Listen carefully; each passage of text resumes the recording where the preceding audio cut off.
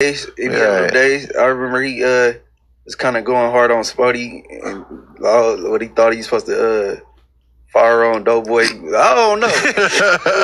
Well, Lush is in fear too because now he feels like Wack is gonna take him out this world. Damn. Yeah, I don't think that Lush feels like Wack is gonna take him out this world. I feel like Lush could take Wack. They got into it. I put my money on Lush. Was it pretty intense? Wack's put on his ass. That was Munchy nose. That's I've been there. I've been on the Wack's hit list before. $1,200 will get me gone. He told me. It only cost $1,500. That's his favorite line. Oh, $1,500 it was, and somebody paid $2,500 for the box as well. For sure. But yeah, I was on that Wack list. But I definitely feel like it's not the best look for Wack being associated with that. You know, the rundown of future, and then to be calling it a podcast threatening people. That's probably not the best thing if you are listed as co-conspirator.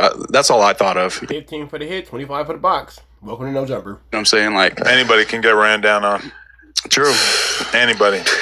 Lush does have 911 on speed dial, so just watch out. Lush is not off limits. I like how he stood up for himself, even though it was when he got off the phone. He did stand up for himself, even if it was after the fact. I like escalated that. real quickly. I always be right next to these things when they happen. I freeze up like a deer in headlights. Like, I mean, think about it. The worst nightmare for a glazer is to be told that you are like a hater, even though you are glazing. Like, that's such an insult to your glazing. If the person that you are glazing basically, that means that you're a terrible glazer. If the person that you're glazing doesn't take it as a compliment and glaze, and they take it as they want you to just be quiet and they go off on you, that you're not really good at that. Then tries to act as if you're this hater of them when you've done everything possible to gargle their balls. Right, yeah. He says nothing but positive things. He didn't say nothing wrong, I felt. You know what I mean? They was making a comparison. Well, I brought it up, you know. I said the bottle thing.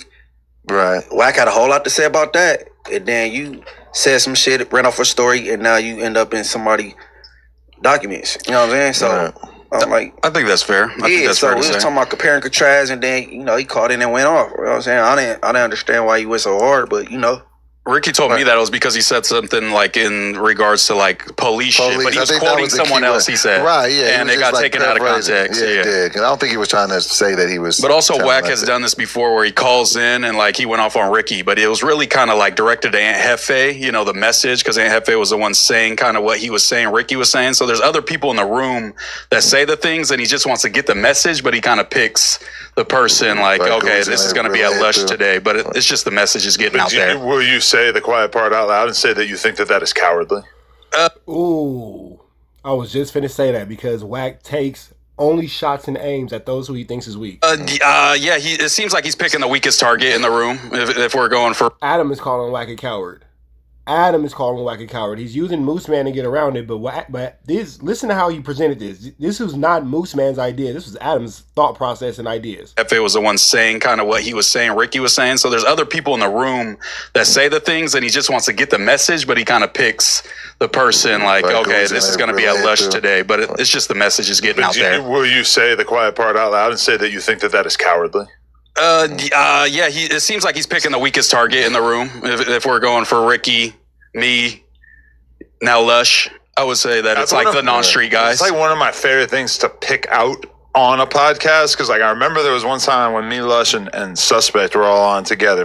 Definitely making it clear that Adam thinks that Wack is moving in a coward's way. Suspect, and Lush called him Antoine Dodson. He like just said it, and like I don't think anybody had ever said it to Suspect yet at that point. And Suspect gets super mad, or actually no way. I think I said it first, and then Lush laughed, and then he got so mad at Lush and was roasting Lush and just destroying him. But he didn't say anything to me. And at a certain point, I had to be like, "Well, I'm the one who said it." Man. I kicked this whole thing off. But it was, I'm not saying that like Suspect is a pussy or anything, but sometimes the allure of picking on Lush is just so strong that you'll actually forget. Unfortunately, Lush is a really easy target because Lush is, a professional glazer. About your original target. Yeah, so when it's too blatant, it's like, come on, guys, what are we doing? It's Lush Bully Day again, Yeah, it just sucks to see it. It's tough to watch it. I was just sitting there like, this is a tough watch. Why didn't you stand up to him? Say, Wack, You're my friend, but stop talking about my friend Lush like trying that. to mind my business, man. That's your job as a friend.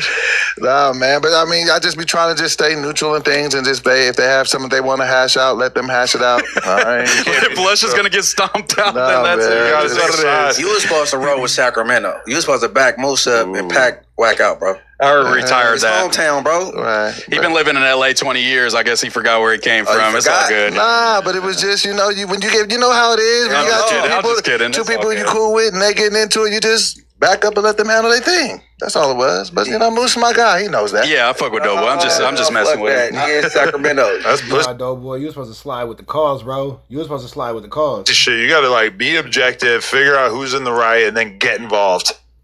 Even when it's amongst two friends.